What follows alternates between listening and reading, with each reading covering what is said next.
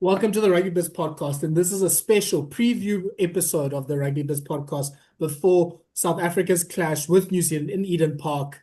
The Eden Park records on the line, 50 test unbeaten that the All Blacks are in Eden Park. South Africa hasn't won there since the 1930s.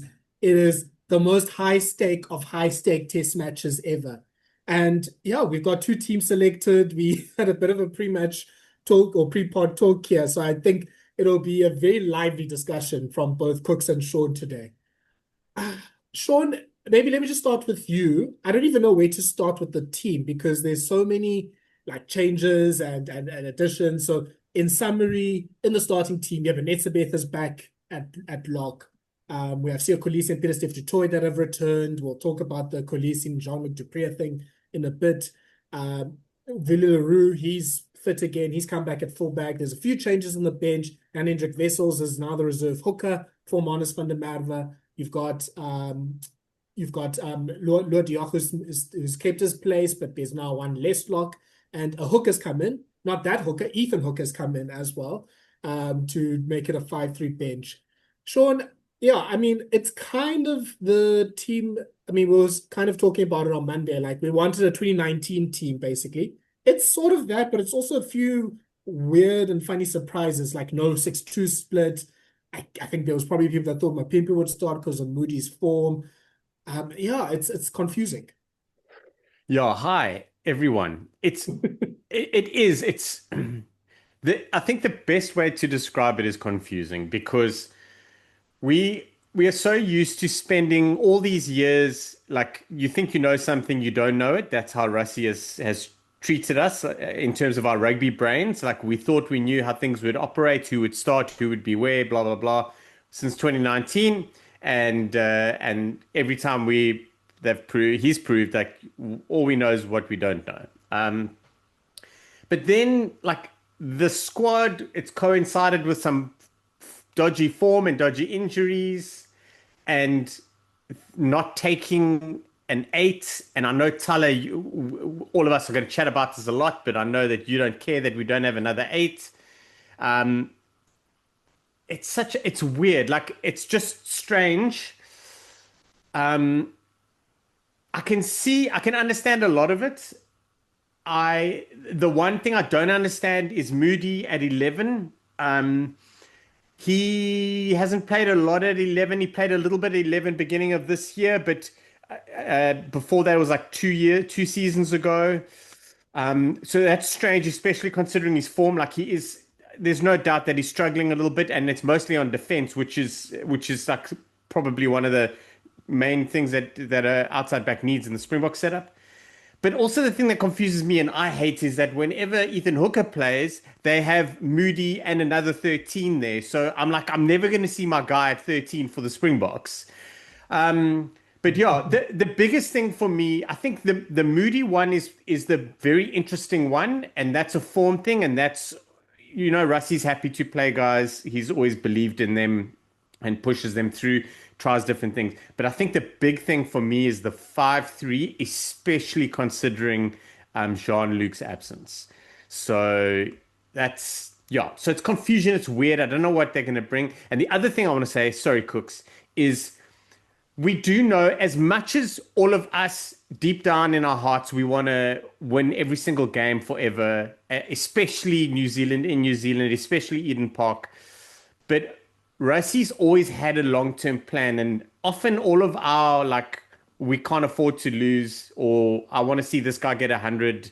Like that doesn't ever factor into those things. Like he's always got generally a long-term plan, and we're confused again as to what that long-term plan is, and that's kind of fueling the fire of social media anger at the moment. I must say, like, hi guys. John Cardinelli put out one of the best rugby writers we have in this country, put out a tweet saying that the Boks in 4 out of the 7 matches this year they've gone 5-3. And last year they Yes. went 6 out of 13, they went 5-3 with 50% since the Rugby World Cup final. And I know this year's probably skewed because we played Georgia and sort of Italy. So that does kind of skew it. So it's a thing maybe that they are bringing back. I think it's surprising. It's weird to say. I think at our best, I think we're a 6-2 side. I know obviously sort of backs coming in. And I think for me, like in a one-off game, I think we are at our best when you sort of got 6-2 sort of stack with an extra forward. Yeah, I think one thing we've learned with the doctor is we can never sort of peg where his mind is at in terms of selection. Obviously it'd be interesting to see how it would have gone if Jean-Luc wasn't playing. Would he just gone Jean-Luc straight in for Sia, or does that change how the bench makeup was? I think that's the interesting part. But yeah, I think it's 5-3. I was very surprised. I think I probably thought like we'd have probably gone two locks on the bench and Kwagga. You can have someone like either an Achia or even a Mostert. Someone who can sort of like whether you have Mostert or Achia, you can stay one of them on the flank, or you can shift a Ron here to the flank. Because I do think the All Blacks will try to target us at line out time with Vayu going to sort of to lock again. And I think obviously Simon Parker he can get in the air, but I think even with Vayu was fantastic last year against us. But Sharky, just lastly, like you mentioned, there's always a long-term plan. Guys, can we just scrap the fucking long-term plan for Saturday? And to win Like, now and win big. I'm with facing you. I'm with you. history. Like, I am all in the long-term plan for 2027. But guys, can we just break this streak? And can we win the Rugby Championship back to back? Like, I feel like I've always said, Tyler, like maybe we're a bit harsh on the Springboks because we expect so much, but we're good enough to do both, to plan long term and be good now and win now. But on Saturday, like some plans, like this is the biggest test match of the year, like bigger than Wales versus Italy. But like, that was a clash, the relegation fight. But it's our biggest test of the year. There's no bigger rugby game this year. And like I'm just like, let's not look at long-term plan just for Saturday. Let's just win at Eden Yeah. Park. Want us, even if it's scrappy, I don't care. For me, this, the players have said and the guys have said this is as big as the World Cup. It's the second biggest game as big a game since the World Cup final. The rivalry, the history. I'm like, guys, I don't want to hear about 2027. I don't want to hear anything about 2027. I want to win on Saturday. That's all I care about. I'll deal 2027 on Monday. Yeah. And I can tell you now, all of us fans and all of the New Zealand public and everyone, like this is it. This is the be all and end all of 2025 is this test match. Like Because everyone is also, focused on that. And like we name the side, and I can guarantee you the All Black fans and even some South African fans are like, oh, this looks like advantage All Blacks. But Shocky, like even on Twitter, like the relationship between the All Blacks fans and Bok fans, even the ones at home. Like I don't want to lose on Saturday. If we lose and go, hey, my guys, between 27, we just give us grief. Like sometimes you just want to beat your rival.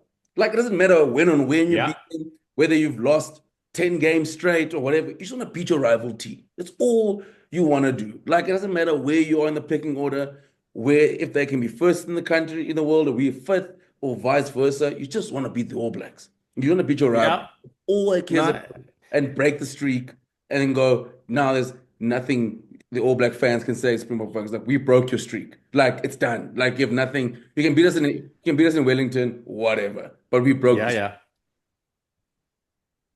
Yeah, I mean, it's also so weird to say that this is a team about 2027 when the average age is 30 and there's only 7 players under 30 as well, which is also part of the confusing thing about this team that you play Ethan Hooker in their second test match, but you've been obviously playing quite a bit of Andre Esterhuizen, and he's probably been one of the better performing players, I think, throughout the time. So it's like, okay, I guess maybe Hooker does give a bit more cover in the back three. You go sort of with the 5-3 bench, you play. I mean, you are giving an opportunity to Hooker, giving an opportunity to Wessels at Hooker, who also doesn't really play that much Hooker. But you're playing Siya Kolisi, who is maybe not at 100%. So that's where it's just like some things are contradicting other things. Look, I mean, we've done this for 8 years now with looking at Rassie selections, trying to understand them, doubting them. And long term, it always comes through, I guess, in the World Cup, maybe not necessarily in the short term. But yeah, I mean, I guess with what Kooks was saying, for me, it's a bit disappointing in a way. If that was a factor, obviously, I mean, this team can still win on Saturday. But if that was a factor, I'm just like, this is the biggest test of the year. Like, this should be like, okay, this is our best available 23. But let's talk about this Kolisi Jean-Luc du Preez thing at 8. So according to Rassie, Jean-Luc du Preez was going to be picked at 8, and during the week he gets another niggle. So unfortunately, he's not able to be selected. I mean, first of all, just super unlucky. Like, I don't even know what the scales of like just unluckiness that Jean-Luc du Preez has. I mean, especially we've all said how many years he's been part of Boks training camps and squads and not really gotten opportunities. Probably the two biggest tests of the year, and he hasn't been able to play them. So Kolisi comes in. Jesse Kriel is the captain.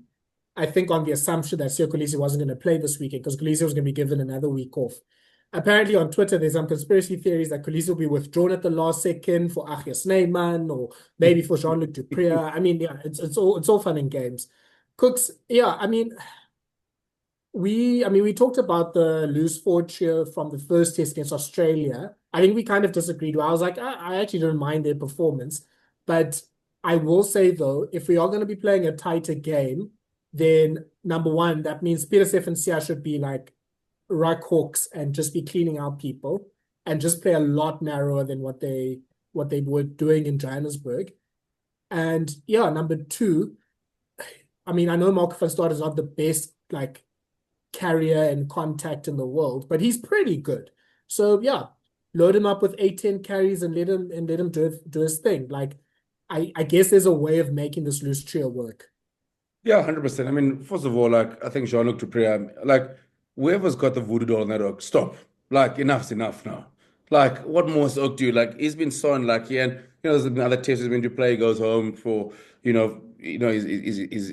wife's having a kid. Then he comes back and gets injured. He comes to Australia, gets a niggle again, just for the warm up, and then does a test for the warm up, and then now biggest test of the year against the All Blacks at the start, gets injured again. It's frustrating for him, and I just really want him to have a crack because I still feel like, I mean, it feels like he should have gotten about 30 or 40 Springbok caps, the way the form was, and it's just unfortunately it's just again then you go behind a Pieter-Steph du Toit, and then you behind a Dwayne and things like that, and then now you come in the mix and you get injured. So yeah, just unlucky for him. Yeah, I think the biggest thing for me, Thala, is I think I definitely think we needed obviously Siya and Pieter-Steph on the field. I think that was a big one. We probably thought we'd probably see Siya at 6, Pieter-Steph at 7, and then Jean-Luc. But I must say for Marco van Staden, I mean, he's probably been the form loose forward this season. I mean, he's been fantastic every time he's played. He's grabbed his chance. I'm not worried about Marco. I think he's going to be fantastic. And obviously Pieter-Steph's back. I mean, I don't worry about that at all. I think Siya is the big one because of the niggle and how we'll be able to operate. But I think knowing Siya, knowing the occasion, this is when he sort of rises to his best. And it's the injury that has kind of slowed him down because he has been playing good rugby for the Sharks, and probably been one of the few guys of the Sharks who stepped out week in and week out. So yeah, I think the hard thing is like it's just like we just don't have loose forwards, and like 8 is like a poison chalice at the moment. Like you're either getting suspended or you're getting injured, and it's hard when you've got like Rose is playing Currie Cup this weekend. Cooper's Fiso played 8 against Georgia, was on standby. So you're like, I'm more surprised that we didn't take another 8 just in case if Siya's 100%. So at least if Siya, for example, doesn't get through this week, or like I say, wasn't meant to play, then he trains next week and something happens, so you have someone else on standby, especially at 8. I know you have Kwagga there, but I think with Kwagga, I think his value is probably 8 is probably the least amount compared to him playing 6 or 7. I think his best work for his Springboks is coming on at 6 for Siya. He's been his best off the bench. So yeah, that's for me the confusing part is not having another 8 there, and especially like now where I know Jasper gets back next week, but it's like now we find ourselves in a situation where we're going with Siya, and the coach has said he's not 100%. That's my concern. I know obviously the best thing to do is the guy's 100%, start him, let him blow the tank, and then take it from there. But yeah, I am confident in the loose trio. I think it's a very strong loose trio. I'm very excited to see how they operate. Obviously, I'm going to have Pieter-Steph out wide, and then Marco and Siya will sort of, or Siya in the trams, and Marco obviously doing his work down the middle. Yeah, I think that's going to be a big one because I do think we are missing a Jasper Visa type 8, like down the middle. That's our big one, and Jasper's the only player I know that who's got a red card and his value just has increased, like in suspension. So I'm very keen to see how we go. I think that's going to be the big one because obviously against Simon Parker Wallace TT and Ardie Savea. I think the All Blacks are looking to be more sort of, they'll be sort of more direct. Wallace TT, I know it's his first start in a while. Guys, Ardie Savea on 100 tests is a nightmare to deal with on any other day. This weekend he's going to be like, it's like, if I'm raised, I'll give him the captaincy as well. Man, just pile it all on. Just pile it all on Ardie. Like, you're going to captain as well, 100 cap. Just wind him up and let him go. So I think the loose forward trio is going to be it's going to be huge. It's huge. Kooks, there's no way in my world that they start Siya Kolisi if he's not fit. There's no way. So that whole niggle thing, I don't feel is an option. I can't see us or Rassie starting Siya Kolisi if they worried about him. And I totally understand that, like, cool, he's fit. We want him training with everyone, and we want to give him another week off because they had the plan with Jean-Luc. And like, I totally get that. There's no ways in my world that Siya Kolisi has a niggle going into this game, like barring, the usual little rugby kind of things. And also the loosies, like, I'm very interested to see. Peter Steff has not played when Sia's played at 8, as far as I remember. I don't know if was at the Australia game I didn't watch. Australia game, Yeah, it didn't happen. So this will be the first time. So for me, and I'm interested to see how that goes. But I think also the big thing is we spoke a lot about how the balance of the loose trio was really affected by not having Siya Kolisi there. And as well as Marco van Staden and Kwagga Smith did, I really thought they did well. There were a couple of needless penalties, but I thought they were doing really well. There was that little something missing. So Marco van Staden, Siya Kolisi, and Peter Steff together would be quite fun. I think the balance is a little better, and then bringing Kwagga on later is going to be epic. Yeah. What do you think of the conspiracy theory that Ardie Savea makes his way into the team on Saturday morning? There's always a conspiracy. There's always something. Especially when Rassie said, I'm going to name the team on Thursday because sometimes you don't need the opposition to know what's going on. So Rassie's playing games. Like, I can totally understand why Ardie is not playing. I can see that. It obviously looks like we're going to be a lot tighter. We're probably in for an epic test match like we're used to seeing. That's how it kind of looks for me. But yeah, I don't know. I can see how Ardie is not there. However, if we go 6-2, he's there. You know what I mean? Like, it'd be silly not to take him. So it's not like it's a major it's not like I don't want him to play. I can just understand why he's not there with this setup. Yeah. I think my worry with just now moving to the locks and the 6-2 thing, my worry is, look, New Zealand have, I don't know if it's a great lineout, but they have a very good lineout. Like, they usually win their ball, they have options, they usually are able to sort of secure the ball. Scott Barrett, he can run a lineout. Holland has been great. Tupovai has been fantastic. But the other thing beyond the lineout is they've got a good opposing lineout. So Tupovai obviously just absolutely messed up the Argentinian lineout in that first test. And they've got a fantastic maul. And that's where I would want Ardie Savea in those last 20 minutes, just obviously using his long arms to stop rolling mauls. I mean, this obviously means Jean-Luc du Preez is going to be playing 80 minutes. And, he's obviously very good at that. But yeah, that's where I'm just like, I wonder if why we sort of aren't really taking that option. And never mind, just obviously our lineout has not been great for a lot of the season. And we are sort of going in with pretty much just Nokia and Etzebeth as usual jumpers. I mean, yeah, Peter Steff these days, I think basically is like just a super lifter, because now you could just put like a 2-meter person lifting another 2-meter person. So yeah, it's a bit weird in that sense. And I mean, look, Nokia is probably the best Nokia and Luat are the two best lineout operators, so maybe they can fix it. But yeah, I think that's a place where the All Blacks can test us. And I'm just hoping that, we do have enough sort of like tall timber in there. And I mean, never mind that. There's also the Jan-Hendrik Wessels, him possibly playing, 10, 15 minutes at hooker as well. Like, that also could be a bit of a concern, because I mean, this selection probably points to Marks playing as much of the game as possible. So yeah, in those last 10 minutes when we have to nail lineouts, we saw even the World Cup final got very shaky when Jean-Luc was throwing in balls. So yeah, I mean, that's where I'm just like, the 6-2 makes sense, I think, for this team. And it also makes sense because apparently it's going to be raining quite a lot in Auckland on Saturday.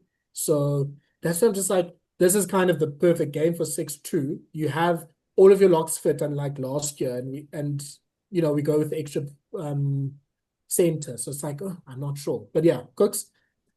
I'm glad you touched on the bench, Tyler, because yeah, it's kind of interesting, because you look at the side, especially against like the Wallabies. Like you're looking at Ox probably going 67, 70 again. You're looking at Malcolm going as deep as possible.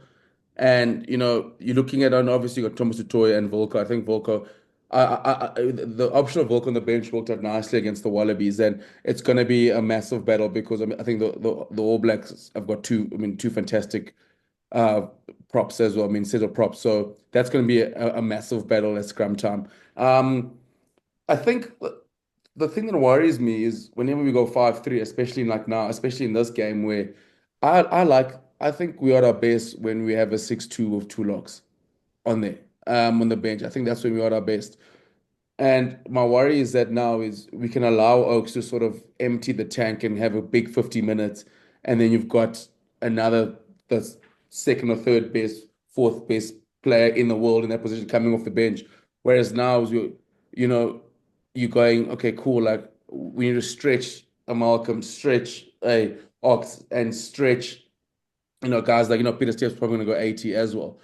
So that's the big one because you kind of feel like oh hopefully a Sia goes longer than normal, or Marco van Staden's probably gonna go because when you look like it looks like Marco's gonna go 80, Peter Steph goes 80, then maybe Kwaka's covering for an injury or for Sia at 8. So that's the sort of thing now. So that's eventually like where normally would have Peter Steph going for 80 minutes, and yet we have Peter Steph or Boyan or maybe an eighth man going playing for 80 minutes, Peter Steph or Jasper, then you have six guys coming on fairly early and making an impact where I think the All Blacks, I mean, their bench obviously is like there's quality there, but also quite a bit of inexperience. So which is the big one. But the inexperienced players kind of feel like they're slightly in better form than the guys coming off the Springboks. Like Holland has been playing very well. I think he'll add value coming off the bench. And then, so that's a little bit of my concern as well, because I think what we've built and what is a massive strength where I thought may possibly barring us the French in terms of depth, because we won those two tests against the All Blacks last year with our bench. That was the big Yeah. difference where we like in the All Blacks camp now where we have a few guys playing longer than they need to, because last year those guys like Cody Taylor playing almost it was 80 minutes, 75 minutes because they were worried about the guys coming off the bench, where it feels like now we have a lot more guys going 80 and going longer than we normally do, and almost losing that advantage we used to have with our bench. My biggest concern is Peter Steph Toy. If we lose him, like if we've got Jean-Luc playing at 8 and we lose a Peter Steph Toy, we have that big robust carrier. We don't have that now with Sia at 8. We potentially have a loose trio of Sia, Marku, and Kwaka, which is going to change everything. Like it's going to change our game plan because there's no ways you can have the same game plan for a Peter Steph Toy and a Jean-Luc starting than you do for having, that very mobile light loose trio. I think the pressure point for me and the concern that we have is losing Peter Steph Toy early. And again, that just all circles back to the 5-3. Like we could have put another forward on the bench and really plugged that gap, especially considering we have backline players that honestly we've got 3 or 4 of them that can legitimately cover multiple positions at test level. So it's not like we're running tight there. You know what I mean? So that's my only concern. But yeah, it's going to be very interesting as to what our game plan is and how we sort of unroll what we need to unroll. Yeah. So I was listening to the Aotearoa rugby pod, and they had some very interesting stats about, you know, how the Springboks go when they win, how they go when they lose. And they are basically like going on the thing that, okay, the Springboks are actually going to play a lot of a tighter kick chase type of game because they say, well, according to the stats, and maybe it's also weighted against obviously that big loss against Australia and Ellis Park, but when the Boks win, they make like an average of 5 line breaks, 5.5 line breaks. But when they lose, they make 14 line breaks. And with gain line, they have 78% success in gain line when they lose, and then when they win, it's 64%.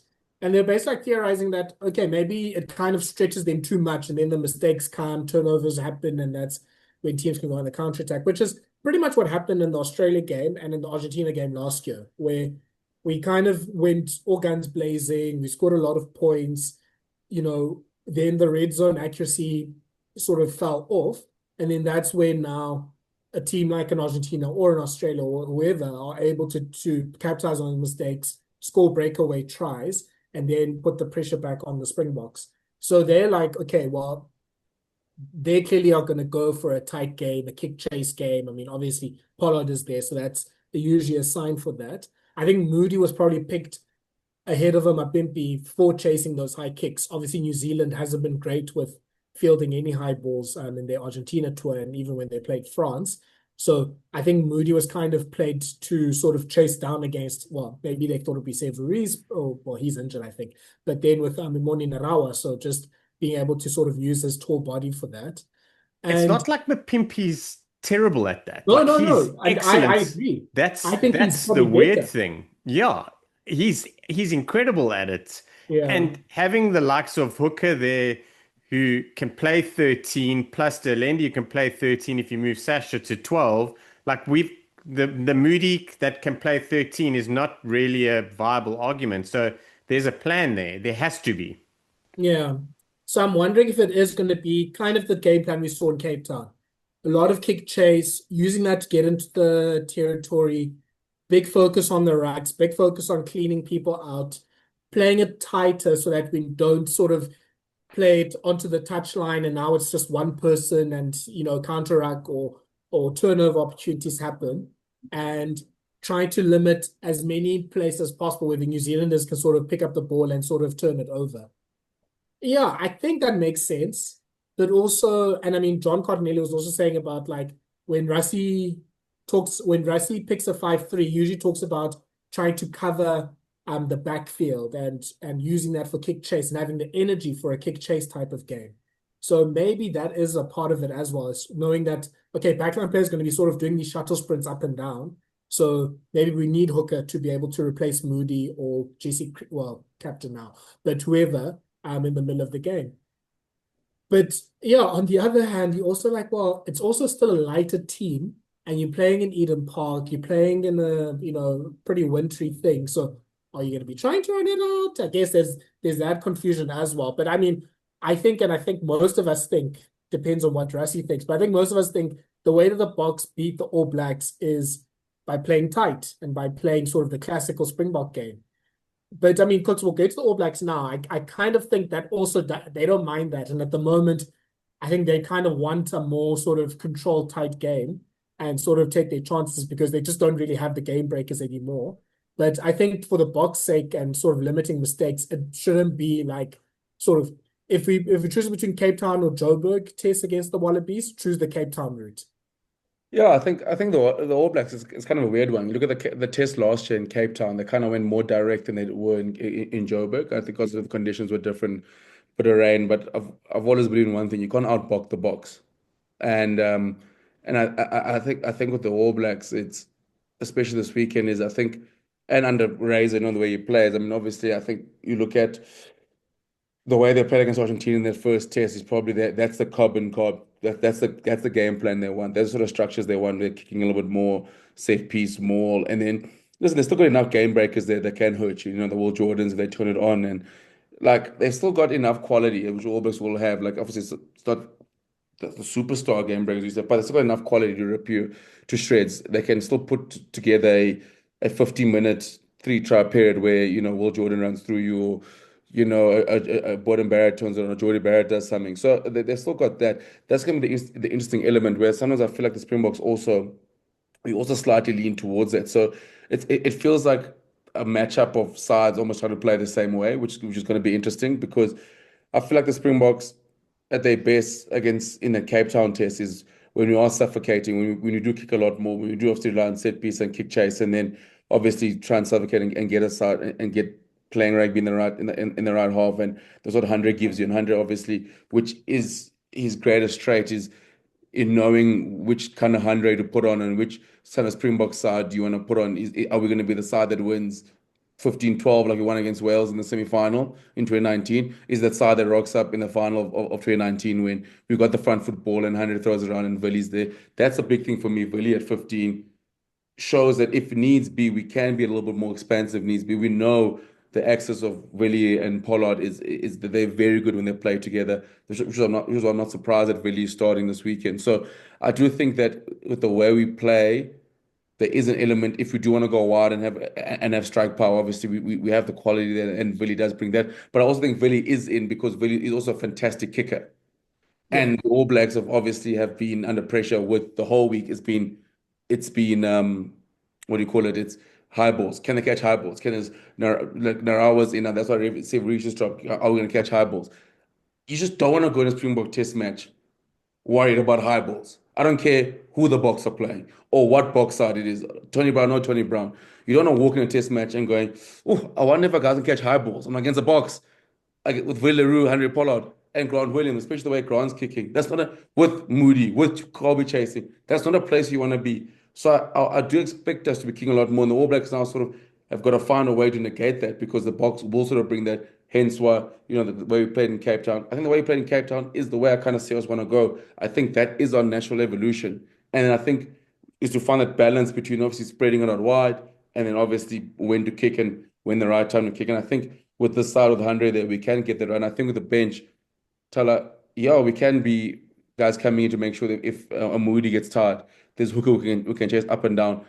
But I also do think that, like, with our bench as well, if push comes to shove and we do get into a shootout, we've got guys as cover as well, which can possibly happen. You never know, like with All Blacks, you can find yourself going, oh, we need to find 28, 26 points here to beat the All Blacks. And I think the All Blacks, that is in the back of your mind, that can happen, because you got to know, like, if they turn it on, they can turn it on and they can carve any side up. So, yeah, it's going to be interesting for me, the approach that we sort of go into. But I definitely think I think it's going to be even more kicking than Cape Town, to be honest with you.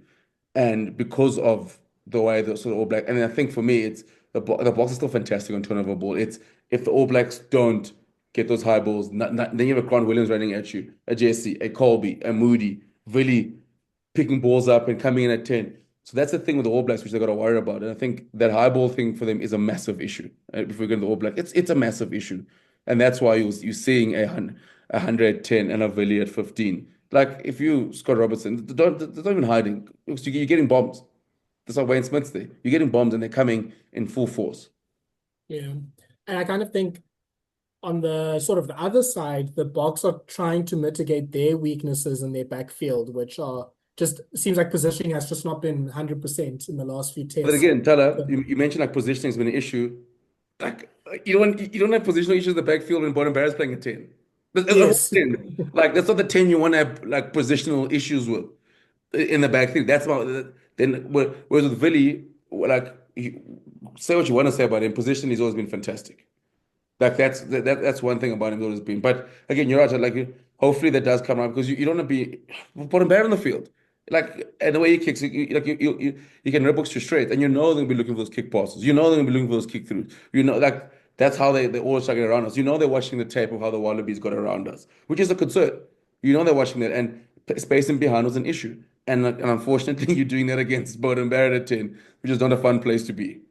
Yeah. So the kicking battle, I think, will be very interesting because, yeah, Williams is on great form with kicking. Obviously, Pollard and le Roux, they've got all the credentials in the world. And then with the All Blacks, I mean, with Bowden, with Jordy Barrett, with Will Jordan, it's Shaun. I mean, just going to the All Blacks now, like it's so interesting. Like it kind of feels like they are resisting against playing the way they should probably be playing, which is kick 25 plus times, carry a bit more, be a bit more direct. Don't now try to pass 200 times in a game. And, rely on your set piece, rely on your rolling maul to be the things that get you through. Whereas in their losses, the gain line dominance isn't really there. They kick under 20 times, and then they try to sort of do a bit more of a basketball game, and then that's when they start sort of putting in teams there. So they've gone with Tupovai playing at lock. He's moved from loose forward to lock. So Fabian Holland has gone to the bench. Simon Parker's now playing at 6 with Wallace Atiti at 8. So that's pretty much like Satiti's sort of big return now. This year in tests, obviously he's been in and out with injury throughout this whole season. Their backline, they're Finn Christie. He's the last surviving scrum half in New Zealand at the moment. So he's playing at 9. You've got Carl Preston, who's going to be making his bench, the Young Crusaders player. And they've got Emoni Narawa playing at wing. I mean, I was talking to Rian Lowe about it. He's like, okay, he reckons that he's got a pretty decent left boot. So maybe that's also another tactic just to, be able to use that for the territorial game. Shaun, yeah, I mean, I don't think at the start of the year we thought that Carl Preston and Finn Christie would be playing for the All Blacks in this big test against the Springboks. Obviously, they have a massive scrum-off crisis. The 6th thing is a bit weird because obviously, we've talked about, the likes of Ethan Blackadder or Samipeni Finau being available, but they No, it's not He Finau. is available, Kooks. I didn't say he's No, the he's best not. option. He's not available. It's not, Thala. Not at all. He's getting better with the penalties, Kooks. Shame. No, he's not available. You can But play yeah, against Japan whenever they play. They was playing Japan. You can play this. yeah. Bok is interesting because he's a very big boy. He's a big, strong ball carrier. He has really good carrying stats from Super Rugby Pacific. So I guess it's they are also planning to be direct with the Boks. So this is going to be, I think, yeah, Kooks was saying it was right. It's probably going to be kind of both teams trying to be as direct as possible. And it's going to be in the trenches. I'm leaning more towards this being a 15-14 type of game than it is a 31-30 type of game. Yeah, this All Black side looks pretty decent. So there are a couple things. I have no problem with Parker starting. He put in a massive shift. It was one of those things where a guy gets brought into the setup because they need him because they have to, and he comes and just shoots the lights out, and then they drop him next week. And so I think that's a great call. I think moving Vi to 5 is a great shot, and what they've done is then it's balanced their loosies quite nicely as well. They don't look like they're going to really be struggling there. It all really depends on Satiti's form. And if Parker can kind of carry on in that test vibe, or if it was just a one-hit wonder, or if you can sort of maintain that. But Vi, they've got the option of moving Vi back to flank during the game if they need. He was found wanting for one of the tries against the Pumas, but I think he's got to start. That lock pairing is really good, both on defense and attack, and on both sides of the ball in open play as well. That is an excellent lock pairing. The loose trios, as I mentioned, I think they're pretty handy. And then it's obviously Ardie's 100th. There's something there. It's big. The issue for me is how are we going to prepare and manage Billy Proctor and Rico Ioane, who both haven't been on form. They haven't really been on form. Proctor's relatively new. He's he's a pretty bland 13 in that he does his job really well normally. But he does offer a little something. Is Rico and Billy Proctor going to come good with the likes of having both the Barretts on the inside and then Will Jordan at the back? And I think it's quite interesting. Finley Christie is quite, I don't know, he's like a shit good kicking 9. And we will know very quickly on what side of the kicking vibe he's going to be, because he is got a tendency to leave some of his kicks horribly short. Yeah. Like they're just completely not contestable in any way. Generally will end up in a penalty of some sort. So yeah, it's quite interesting. I have no problem with Narawa. I think he's quite handy. Like I quite like him. The the All Black side looks a lot more balanced to me than our side. And I think it's maybe because the All Blacks have not been great. So, there's that. And we're obviously struggling a little bit with our form and the confusion of what's going on. But it's handy. Nine is without a doubt going to be the pressure point. Christie, he he's got Barrett on the outside, so he should be able to manage things better. The nice thing about Barrett is Barrett can really just be like, cool, just give me the ball, I'll fix it. He's got Geordie is outside of him. Um, so yeah, it's going to be interesting. I'm very, very intrigued as to how the McKenzie situation works when they bring him off the bench. If it goes according to plan, like how they want to do it as opposed to an injury or whatever the case may be. That's going to be very interesting for me, and it all depends on how everyone goes. This All Black side has the ability to be really good up front. I think they can be really an 8 or 9 out of 10 in the pack, or worst case scenario, there'll be a 7 out of 10 where the backs have the ability to be an 8 out of 10, 9 out of 10, but they also have the ability to be a 5.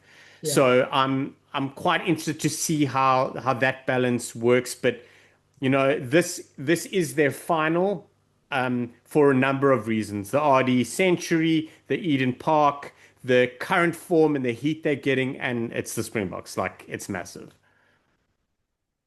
Yeah, like it's such a big game for them. And Cooks, I guess that's the sort of the surprise, but maybe we shouldn't be too surprised because Razor hasn't really been one for big changes.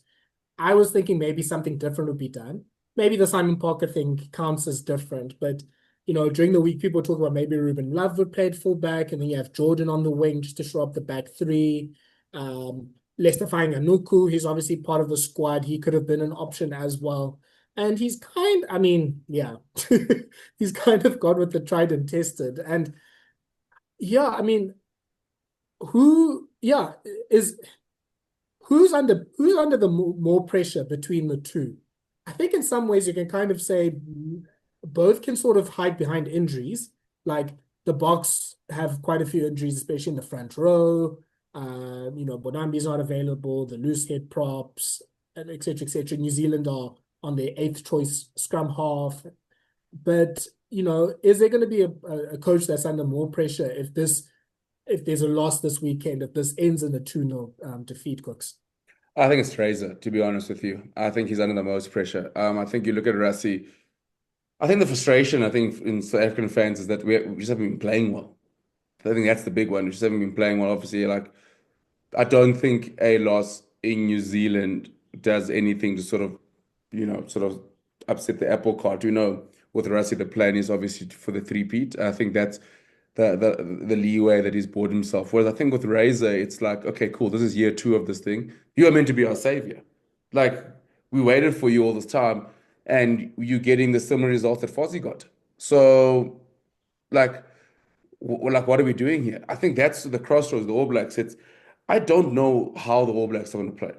That's like, I don't know which All Black side's going to rock up. That's the frustrating thing, like, under Razor in this term. Like, you still got the Crusaders coach in him, that you see the blueprints that he, like, with the pack that he's picked, he obviously wants to be direct. And I'm probably going to say something that's probably never been said in years between the All Blacks and the Springboks, that the All Blacks are going to target the Springboks at Malta. Like, that's something it's normally the other way around. Whereas like Jason Ryan's going, listen, Italy's got a more try against the Boks Australia has, so we're going to target them up front. The pack, I feel like, can go in front up against the Springboks, and I think the bench wise, it's fairly even in terms of inexperience. Yes, they got a Holland and a Du Plessis Karefi, but we got a Juan Venter, Jean Hendrik Wessels, and so things like that. But like, you look at like prop wise, like with Tomato Williams and Lomax on the bench, that could start from most countries. And as good as De Groot is and new Fritz and Newell, they're all very good as well. So I think with Razor, Razor has to win on Saturday. It's a must win for Razor. I think for Springboks, it's a must win because of history. I think for us, I mean, if we lose on the weekend, it is a case of, man, chance missed, but we go again and get a chance at Eden Park. Whereas for Razor, bad history gets coaches fired. Oops. That's the thing with the All Blacks. Bad history, like you don't be the guy that loses the streak. You don't be the guy that's sort of going, mate, like that's back to back. Call Ian Foster what you want. He won about three or four, I think he won three straight rugby championships. Like, and he never lost Eden Park. So like with Razor, I think for him it is a must win. He has to win. And he has to win next week as well, I think, as well for Razor, but especially this week. This is a must. This is Razor's World Cup final. Everything Razor's done the last 2 years, it builds up to this game. Yeah. Because when he went away last year and they played Ireland and France away from home, we all sat and go, they're not favorites. They shouldn't beat them. They shouldn't beat France away from or Ireland away from home. So like when they did beat Ireland, I was like, man, these are like you're like, oh geez, what a performance. But those of France are like, okay, like not surprised. So for Razor, I think for me the two Eden Park test matches are actually his two biggest, this one and the one against the Wallabies. But because I think with Razor, he needs a statement win. I don't think he's got it yet. That's like, yes, I just don't like. There's no win when you go back and go, man, that's the Razor, that's the Scott Robertson trademark win where we'll look back and go, man, okay, this is where it started. Well, with Ian Foster, like we know, it's the one Ellis Park, 2022, got the job done, saved his job. Last time the Springboks were in New Zealand, they won 35-20. So Ian Foster has managed to pick up big wins in terms of someone to compare. I mean, but for Razor, it's like, do you have that game? Do you have that statement game? And the weekend is this the one? Because he goes, beats the Springboks. It takes everything happening to Argentina, takes that away, and going, okay, cool. We maybe still be on track. This Oak is the guy for the future. This Oak is the guy. We're going in the right direction. If they lose this weekend, the New Zealand will be like, guys, what are we doing here? Kooks, you bang on. Like a win for us is like if we take the emotion out of it, if we're not Springbok fans, a win for us is a nice to have. Like we get to be those guys that did it. But if we lose, we'll be like, well, everyone knows how tough it is to play in New Zealand against the All Blacks. Like no matter which side, like it was still tough to beat the Springboks at home when we were going through that period. Like we snuck a win here and there. There were moments where it came good. But for Razor, you're right. Like a win really does help erase like a lot of the things, maybe paper over the cracks. If we get one win in New Zealand, like out of the two games, it would be great. If we get two, it would be remarkable. It's weird because last year, this time, we were just like, we're going to go there and we're going to panel them. Now, like, it's amazing how life has changed. But it's not the end of the world for us. Like, we should win. But if we don't win, it'll just kind of be like, oh, an opportunity lost or a really tight game. Depends on how it rolls out. It would be a nice to have, But Razor will never, ever, ever, ever escape that if he loses. Yeah, it's so weird. I mean, obviously this game's been hyped up for a whole year as being the biggest game, but both teams, for different reasons, are kind of in an uncertain place. So both teams are kind of figuring out their squad. Maybe, yeah, with South Africa, it's like, okay, how far are we taking these guys that obviously have gone through two World Cup campaigns? Versus with New Zealand, it's, how many people are selected on pen in that New Zealand team. And I'm not too sure how many are like certain selections for the time being. Probably, most of the tight five. Maybe Vi's a bit flexible. Holland, Tupelotu can also come into that. I guess a TT if he can back up his breakthrough season, but obviously he's been injured, so he's probably a little bit more in pencil. Ardie, of course, he's in pen. Just depends on what number you put on him. Roy Godwin is fit. Is Barrett in pen, or we kind of still is Barrett kind of like just that hold over until Richie Mo'unga comes back, like like that fling before you get back to your person. Is that sort of the situation there? Geordie's probably in pen. Jordan is Barrett starts. Bowden has to start. Even if Mo'unga was there, I'd put Barrett at 15 even. Yeah. Like, but yeah, it's a bit weird. So I guess I think you are right, Shaun. In some ways, there is going to be a bit of a papering over the cracks for the All Blacks. But that's the thing; it's so weird because I think throughout this last 2 years, 1 week they are tight, they are direct, they are physical, they are kicking a lot, they are using the contestables. The next week they want to be, the Hurricanes from the 2010s and are, offloading and passing and all that sort of stuff. So they have a bit of an identity crisis. Just back to the Boks, Kooks. What does this selection say, or does it say anything to the sort of the 2019 stalwarts that weren't selected for the 23? So your Mosterts, your Sneymans, your Mapimpis, Faf de Klerk, I guess Wanambi's back home. Is this like, I mean, this is the biggest test of the year. Is this like a sort of, get ready to become more of a squad player and a Schalk Brits type of role? Is there still a place for them? What do you think this says about them? I think there still is a place for them, but I do think there is a shifting of the guard, and it has to happen. You know, like the likes of Faf, I think, you got other nines coming through. We need to have a look at, like you got to get a Krapis in there, Mone van den Berg, Grant's got the reins now. It's going to be interesting, Cobus Reinach also in the mix, but the Mostas and guys like that. I think it is a changing of the guard, and interesting enough, it's like I think at lock, for example, like the Lowitz and Archie, and I think they all will just intermix each other with horses for courses. The guys who come in because it's not like there's and like a Rodney Kerr, like it's not like there's other locks like banging on the door as well. It's still the same old guys, but they're just coming back from injury. So that's for me. Like I think the hard ones is like the Vincent Cox, and like when they get back, it does look like we're leaning towards a Volcolo and Thomas Dutoy. And then obviously, issue like with Aslan Rapakanye, he's dealing with these issues. So there's another prop coming in that mix. Like a Bongi, obviously he had issues at home, but in general, but hooker is a big problem that we're facing. Like we went from finding a third choice hooker, now we're looking for a second choice hooker. So and we're hoping that and then Wessels does the job, even though he doesn't play hooker for the Bulls, but it's fine. Like. But there are those guys. I do think they'll still be in the mix, but I do think come end of this year, I mean, some guys may be moving forward because again, you got to give these hooks game time, Yeah. and you don't want to get a situation like we facing a 2011 situation where some Springbok we thought they were fine post 2009, but actually 2009 was the last big year. They got 2011. It was just a World Cup too far. That's what concerns me. I don't think Rassie is the type to hold on to certain hooks, but I think that's probably the concern. But again, it's hard. Like, how do you let hooks go? We've given you 2 World Cups and the Lions series, and tell them like, okay, cool, we're gonna. That's the hard part. And with some guys, you can kind of see like, okay, they're not like I'm a pimpy. It's you understand like what he's done for us with the age thing, but you're going like I'm not saying my pimpy's done, but I'm saying like I'm shocked he gave me that look. I'm not saying it's done, but you look at like you've got a Oh, Moody. the red mist was coming. I You was got like a about to Moody, start shouting. you got like a Moody coming through. You got an Ethan Hooker coming through. There's still Curtly Orange. So you're going like someone like Mapimpi is like, yeah, there'll be the 3-4 test matches you might start, but there's other guys like we need to have a look at certain other players. So I don't know, Thala.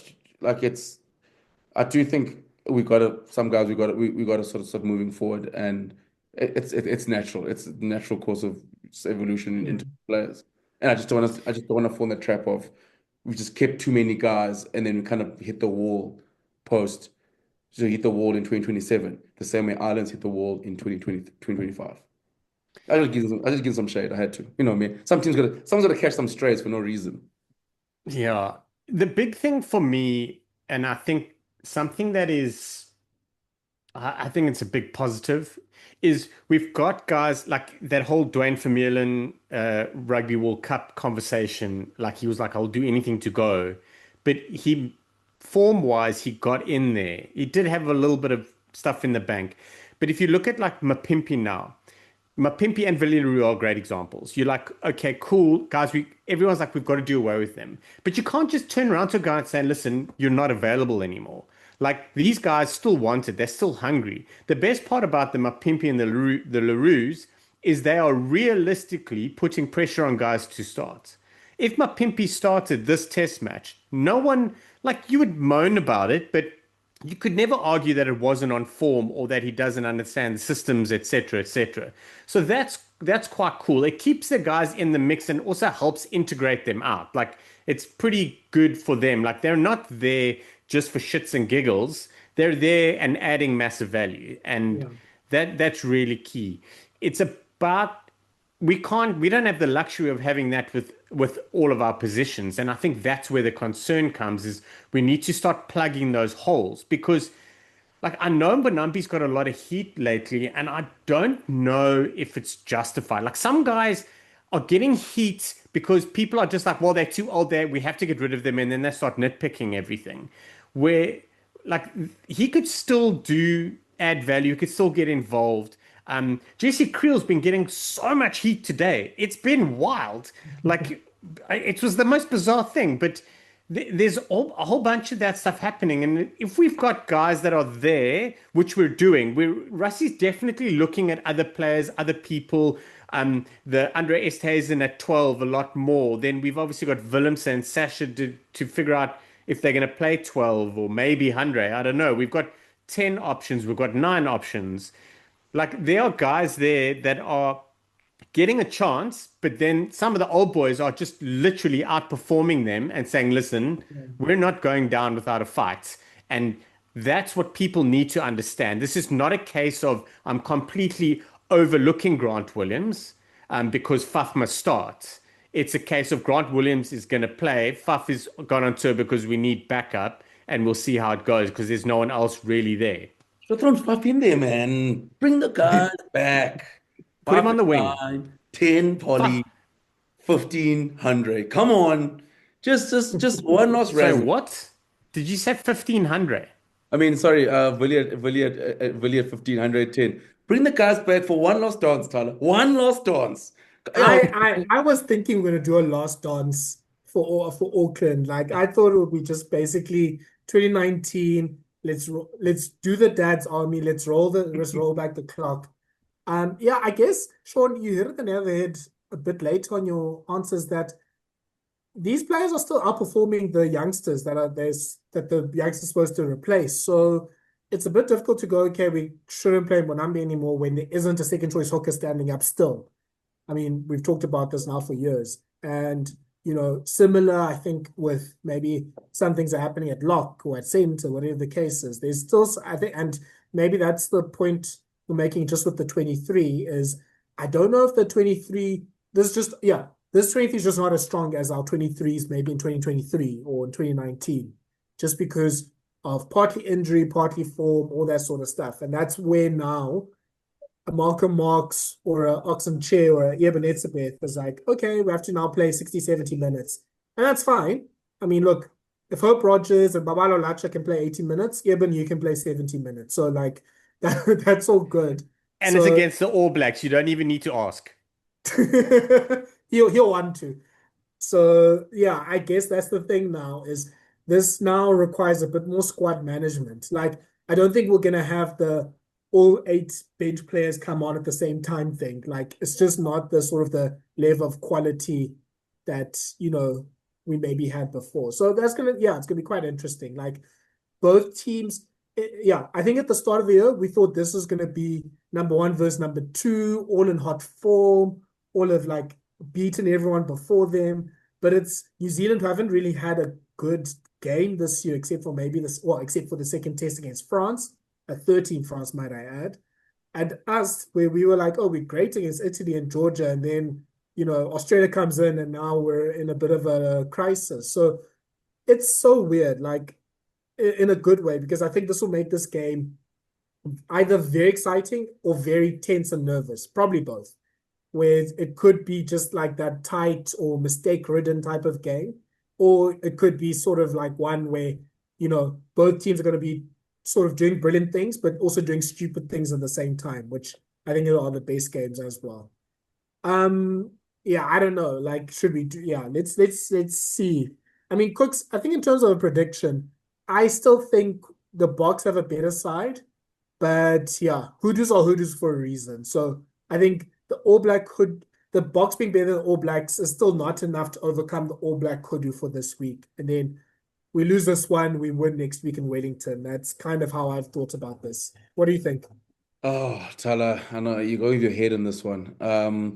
I think we win this weekend by under 3 points. I think it's going to be like 3 points or less. I think it's going to be tight. I think if anything, yeah, I can see the Iceman Henry Apollo stepping up in the 76th minute and slotting a penalty to win it. I'm leaning on the fact that in a one-off game, there's still no side in World Rugby I trust more than Springboks. I still think that we kind of put ourselves a little bit in the corner. We love a little bit of underdogs, which we love. I just think we still have a little bit more quality than the All Blacks. I think we still know. I know, yes, we're dealing with change of game plans because we're trying to move forward, but I still think we still have our identity, and we got so many big game players, and I think they'll come through, and I think we win by 3 points or less.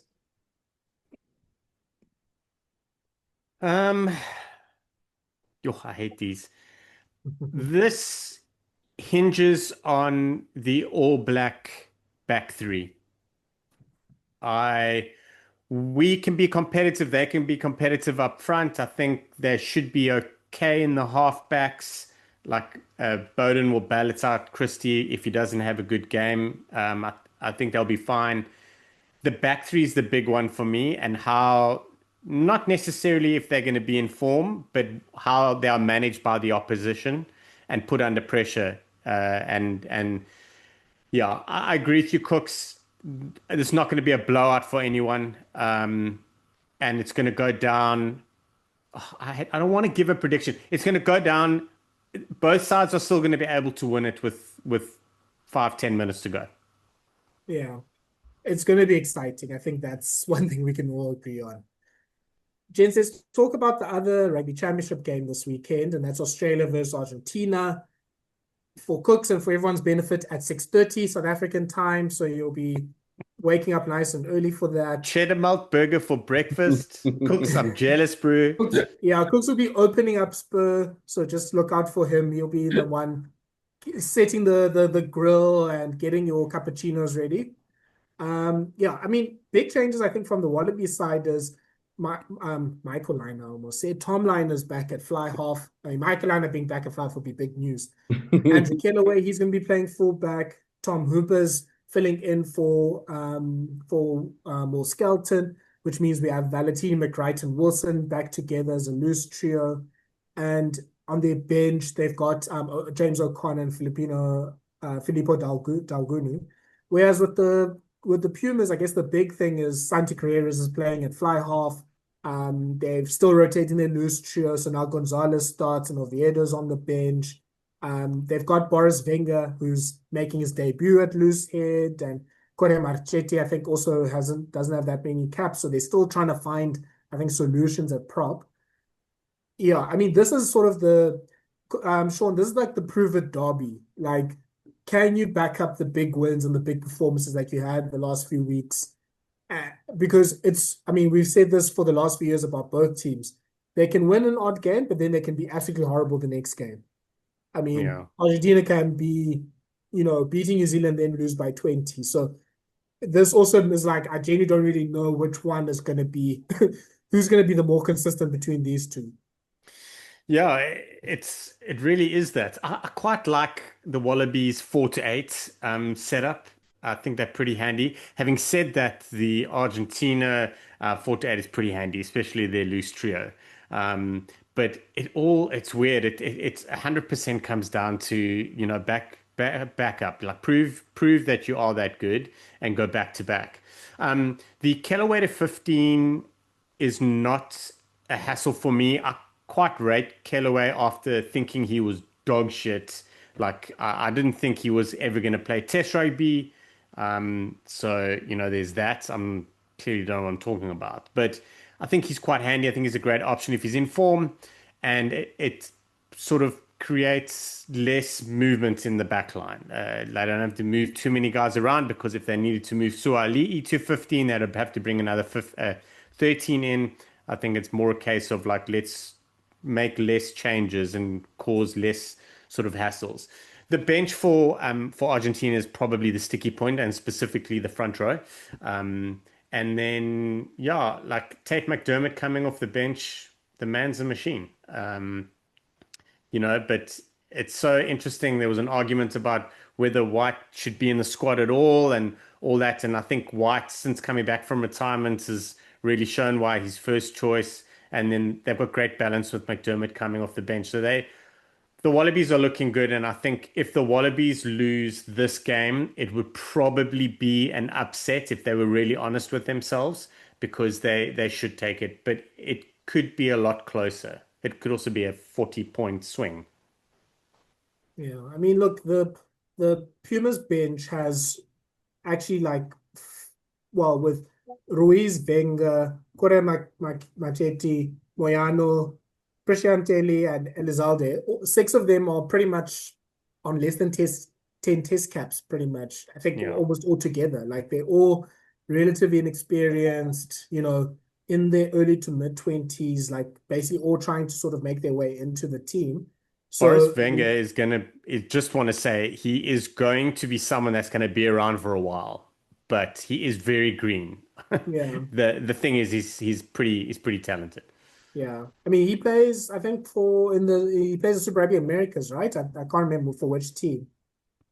I I'll think for let you know doubles now. actually. So yeah. I mean, we'll have to see. I mean, prop has been a big problem for Argentina for years now. So those young props need to come through and hopefully try and add some depth there. But it is a pretty green bench. But to be fair to them, like these players have been showing like they've been having good performances when they come on. Like we saw quite a few of them like in the British Irish Lions game, they were pretty good, and in some of these other tests. So like, it does seem like the gap between Super Rugby Americas and Test Rugby is that big. With the Wallabies, yeah, I guess it's just about just being able to maintain that dog and physicality without Skelton. Like, not that I think more than just Skelton as a player, I think Skelton as a leader just emboldened them to become sort of back to their roots, Kooks, as like, shithousery, basically. That's the roots of the Wallabies. Irritating your opposition, getting in their faces, causing a few fights. Like now, that's gonna fall to Nick White. That's gonna fall maybe to someone like Taniela Tupou. Maybe Tom Hooper can do that as well. Like that's, I think, where Australia plays their best, and that's probably where they distract the Boks, for example. Maybe that doesn't quite work against Argentina because Julian Montoya is going to sort you out. But you just need that fire with the Wallabies, I think, for them to perform well. Otherwise, we get to that first test against the Lions or the first half against the Springboks in Joburg. Yeah, I think Skelton's a massive loss. I mean, size-wise, and obviously the impact that he's given. But Thala also, like, they've got to get to a point now because I look at their side and for me, they are favorites. Because I mean, like, it does look like, I mean, barring Skelton, that they've gotten stronger. Tom Lyon's back, who started. You've got your captain Harry Wilson back, and which makes a massive difference. Tom Hooper is playing very, very good rugby, and I think obviously, like, what you're missing now is. Skelton is they're missing that other big ball carrier, and Tom Hooper is a good ball carrier, but he's no Skelton sort of ball carrier, and like Harry Wilson is a decentish ball carrier, but he's almost better like sort of out wide or riding off people as opposed to coming around the channel. Whereas when you have Skelton coming around the corner and Valentini coming around the corner and Tupou, that's three oaks you don't want to see in three different pods. So that's going to be the big one. I think Argentina obviously that they can sort of get underneath the Wallabies' skin. I think they'll try to. Hopefully, they can not get any cards because there is no the Skelton factor. But I think for me with the Wallabies, Thala, it's such an important test match that because like I said, it backs up everything. It backs up everything they've done in the last few months, Yeah. in their last four test matches. It gets backed up this weekend because for me, if they lose this weekend, it's three steps back, three steps forward, four steps back. You go. So this is who you also like in the big test. You can be that side that can just front up once in a while that can upset a Springbok or a or an All Black side, or you're just going to be the side that actually can use this momentum. And then things for the Wallabies, like even if they finish second in the Rugby Championship, it's progress from where they were. So I do think, like someone like Tom Hooper, for example, it's such a massive test for him because he's got to be in that Skelton role. He's got to make sure that, yes, line-wise is a fantastic option, but he's got to get out in the park. He's got to get niggly. He's got to get in the Argentina's faces, almost bring that energy that a Skelton provides. But with a Wilson coming back, a Tom Liner comes back, who's the starting 10, James O'Connor comes in, at least now on the bench, they've got a good 10 cover as well. Dangoon is obviously as hard as nails when he comes on. Sure, Sharky, I agree with you. I think the Callaway move to 15 it doesn't surprise me. Callaway is a very good rugby player. I think obviously they want to keep the, Ikatau and Swahili sort of partnership going together, which can grow into being something special. But these are the test matches that good sides win.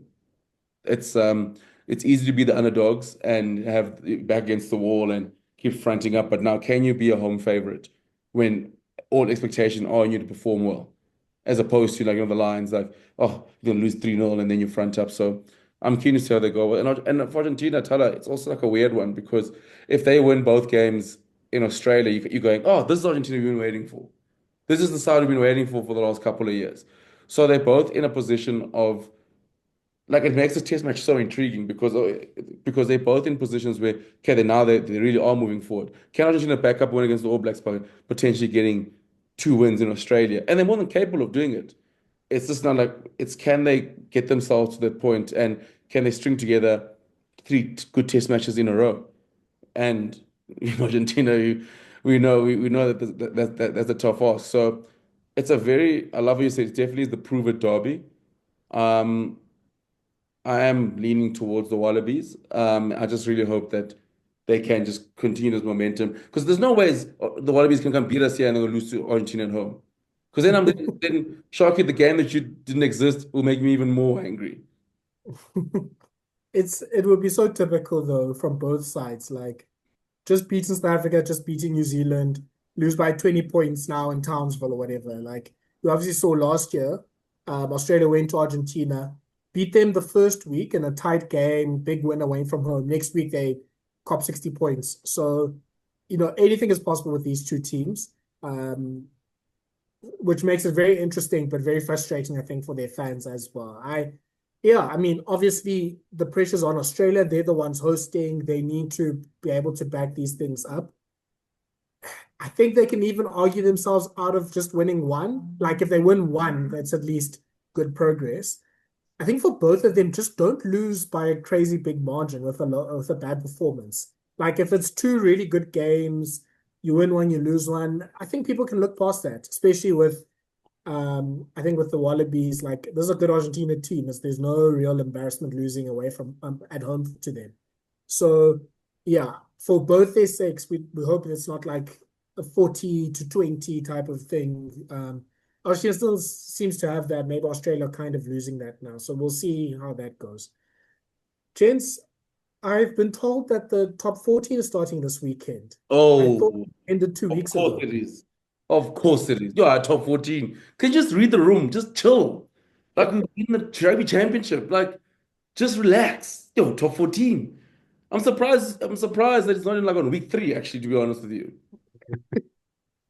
Like the Pro 2 is 1 week in already as well. So the French probably like Eleanor really probably wanted the top 14 to start earlier. It's wild. Just quick one, Thala, sorry. Boris Wenger, he was playing in the SRA, but he's just signed with Harlequin, so he'll be in the Premiership this Oh season. yes, yeah. I think I saw that. That's a pretty good signing for them. I didn't even know we'd start at the top 14.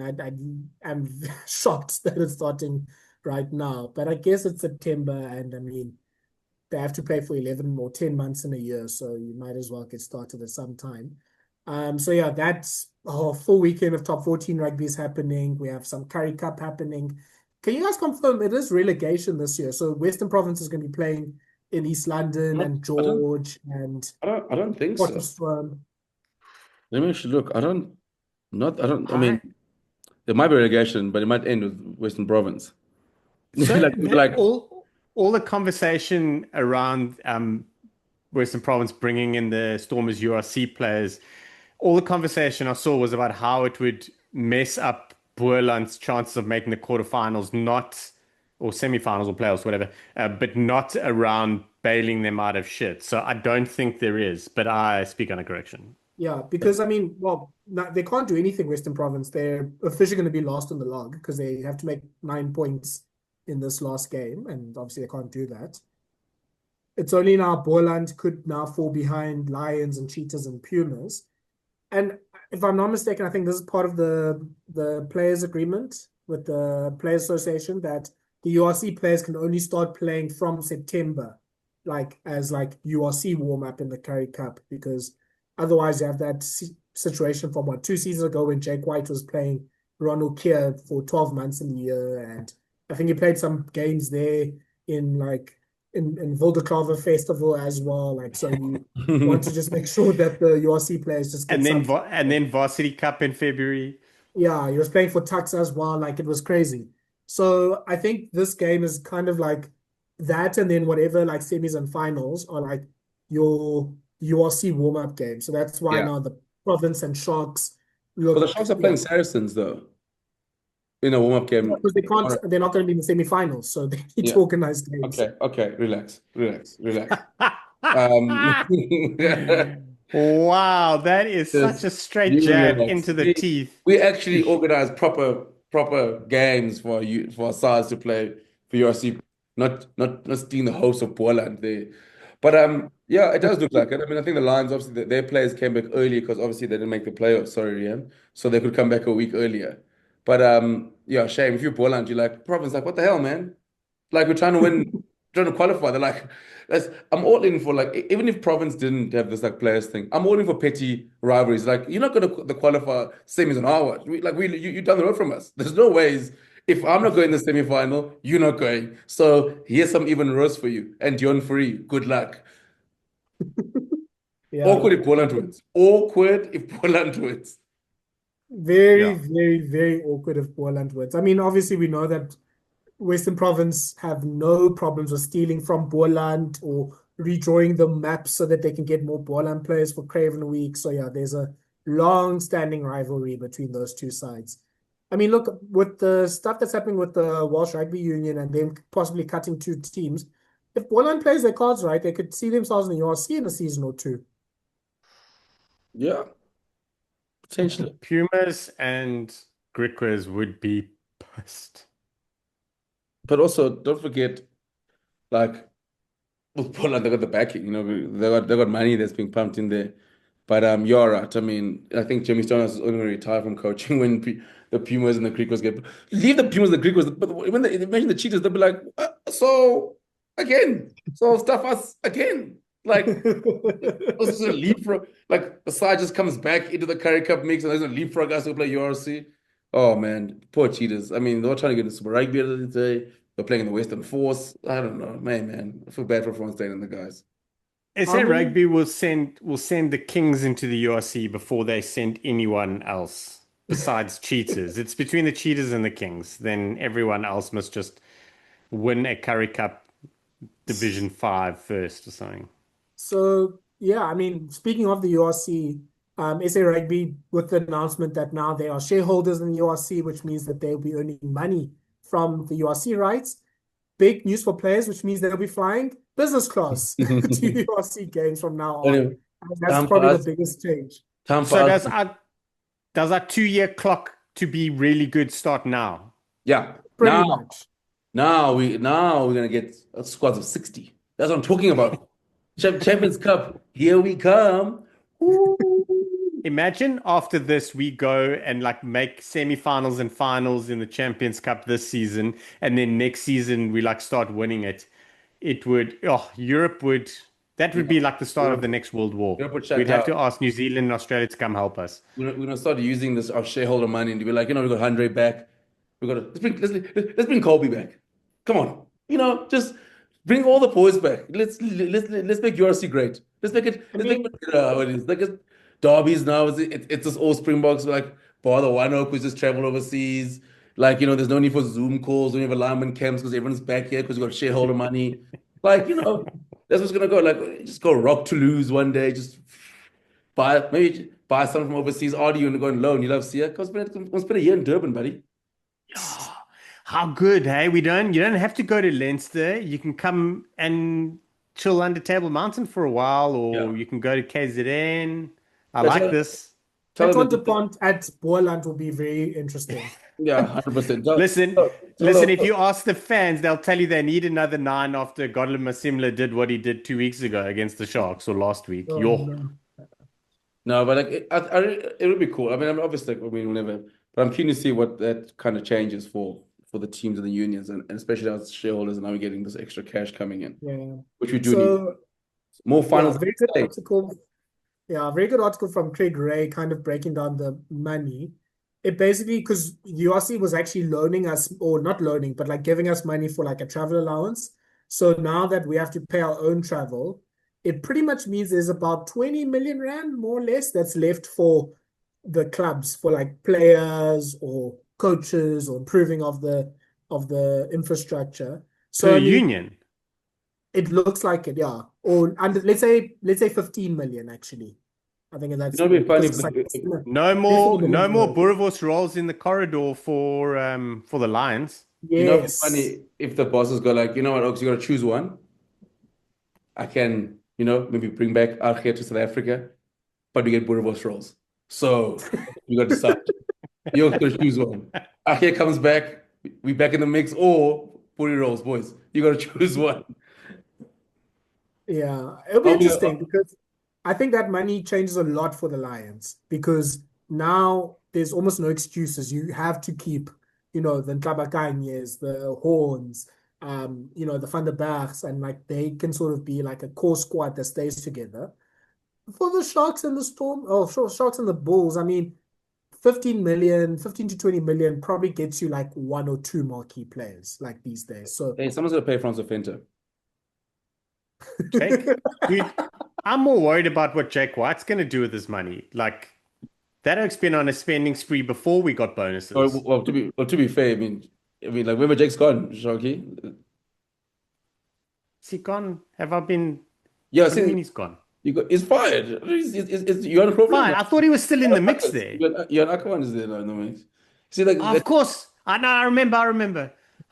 Sure. I'm not promoting you from player to director of rugby. Yeah, it's my Unless holiday Sean, brain. unless you know something that we don't. Maybe Jake's Well, formers or something. Who knows?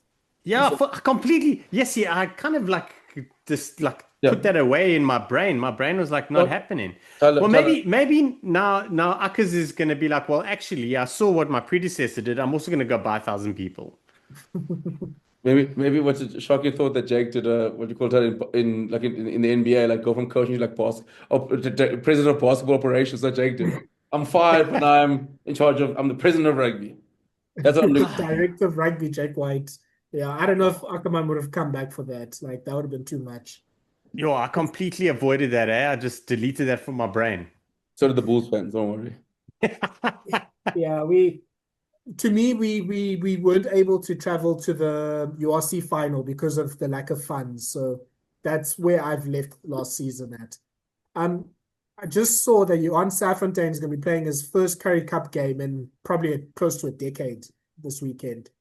Bring the guys back. Here comes Fontaine. Currie Cup. Last time he's probably going to be surprised, like, whoa, last time I thought the balls are red, sponsored by Epster. Like, what's going on? Why is it sponsored? Why are we playing with Rhino balls now? What's going on here? Safontain's going to be asking, wait, are we not playing the Brumbies this season? Why are we starting in September? This could be a really, pretty much from what I understand from the article, SA Rugby was losing money because they had to pay their way into the URC every season. So now they actually could be making money. So this really could be quite transformative for SA Rugby and for the franchises. But yeah, like let's hope that these good times still roll. And obviously our women's team is playing on Sunday as well. We're recording too early to see what the teams are going to be, but yeah, full weekend of women's rugby of the Women's World Cup happening this weekend as well. Obviously, there's still the USA and Australia have to sort out their pool, and then everyone else is still pretty much just warming up for the quarterfinals. So yeah, a lot of quality rugby to look forward to. I mean, you've got Currie Cup, you've got top 14 in Pro D2. You've got Ranfurly Shield. Shaun, I think, if I'm not, I think Southland won it against Waikato last week, right? They did, and they put it up straight away this weekend against the unbeaten Canterbury. So it's that's pretty hard one to run up against. So yeah, it's going to be cracker, and that's actually on Kooks the same time as the Wallabies versus the Pumas. So there's another game you can watch at the same time. Who screens them at Spur? Sure. I'm sure Spur has Southern versus Canterbury. I'm sure SuperSport, like, what, 7 or whatever has it. But yeah, I mean, guys, I really love the Ranfurly Shield. Like, I think that's one of the best traditions rugby has. Like, Shield fever, baby. It's the best. yeah, come home, come and take this from us. I mean, that's kind of what the Boks have to do this weekend is go to someone's house, get the win, be able to sort of steal the shield. Like that's the sort of thing that, you know, it makes rugby more interesting. And like all these like NPC or Currie Cup, whatever you want to call them, those games have a bit more meaning. So yeah, that'll be it's a big game to look forward to, I think, for both Southland and Canterbury. So yeah, flip, there's so much rugby happening this weekend. Kooks, I mean, we know that you're going to be at Spur from like 6 a.m. or something like that. Like, yeah, what does one even order at that time of the morning at Spur? It's just full on Spur breakfast, coffee, and well, the Boks starts. I'm sure someone's going to be having a beer. That's what I know for a fact. I mean, the bars here in SA. I mean, there's been so many bars saying they're open. This one place said doors open 7:30. I was like, relax. Like, I think 8:30 is fine, or 8. Like 7:30 is aggressive. So like, it's so weird. Like in South Africa, like it's like people are like a lot of mates are like they're caught in between. They're like, do I watch at home and then head out? But you're like, oh, but do I head out for a vibe and then see from there? But also, like, my thing is like, if we win on the weekend, oh my goodness, that's gonna be a long Saturday. Because then what, you can't go home at 1. The Boks have beaten the streak. You just gotta like carry on. Then you're like. Then like whatever you get like 5 o'clock, you're like, oh geez, I'm tired. Like do I go take a nap and then come back out, or it's gonna be a very interesting Saturday. Yeah, all about planning, guys. Please don't don't do a Boks in Ellis Park. Don't start well and then finish off badly. Like you need to pace yourself in a Saturday like this. Okay, let's end it there, guys. Thank you so much for listening to this Rugby Bits podcast. As we said, there's a lot of rugby that's going to be happening this weekend. So please do come back on Monday when we go through everything that's happened this weekend. Please follow us on our social media channels to see whatever updates are happening. And yeah, maybe you see Oches Neyman is in the Springbok team in the last second update from us. And yeah, please follow this podcast, share it with your friends as well. You know, we're on Spotify, we're on YouTube as well. You can see our pretty faces. And yeah, let's hope for big wins for the Springbok men and women. I mean, yeah, this could be a very big epic weekend for both teams. So let's pull for that. So thank you so much, everyone. Cheers, guys. Bye bye.